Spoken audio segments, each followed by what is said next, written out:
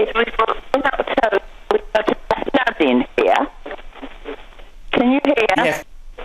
In England. No, it's not October. I'll tell you when you get your moved up. Can I put some food in the oven? I think. Is that hot? That's And 52 degrees. That's about 80, isn't it? yeah, probably. Not very warm.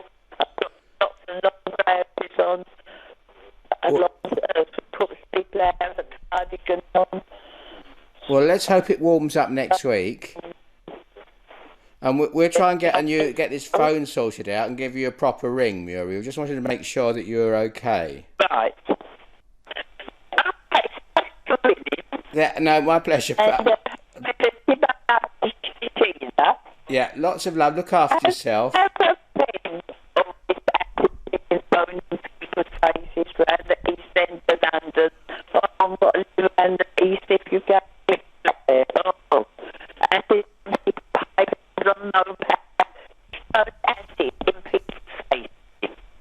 Can you hear me? I can, but I can't understand what you're saying, Muriel. I'm really sorry.